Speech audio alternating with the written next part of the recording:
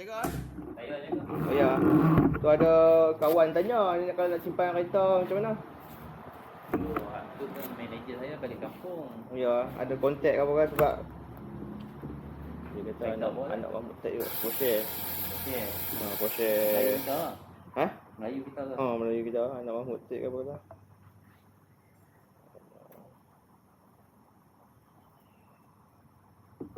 Dia rate tanya berapa semua kan.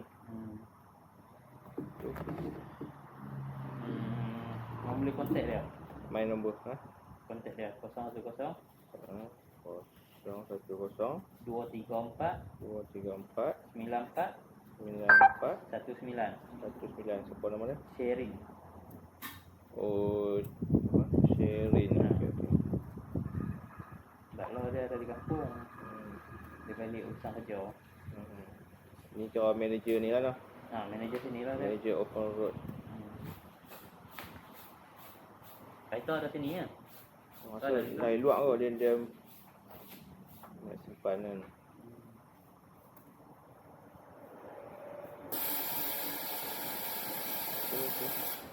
Banyak dia ada tu. Ada kat 20 biji kalau. Dia. Tu kena berusaha kali pun kita jaga. Yalah faham. Itulah rate berapa sehari pun tak tahu lah. Depa lah. Hanya jaga saja. Urus lah banyak lah. Depa beli simpan dulu lah.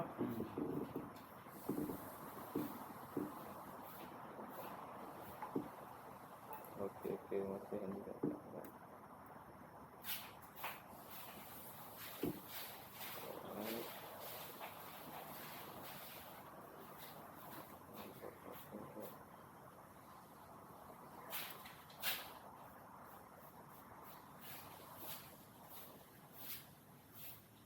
Lagi banyak lagi.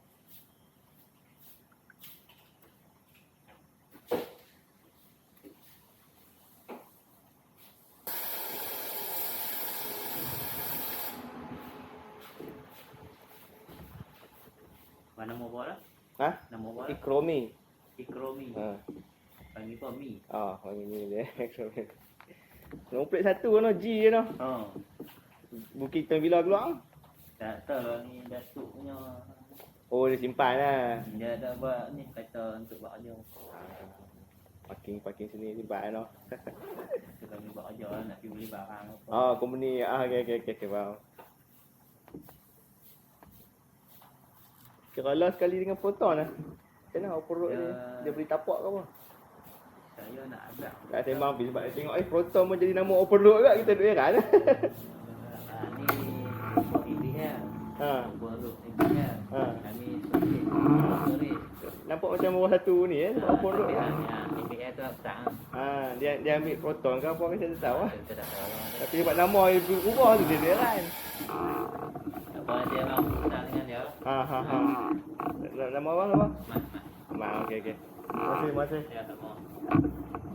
Kalau hari dia ada tu bila dia balik? Hari Sabtu dia balik. Hari Rabu. Okey.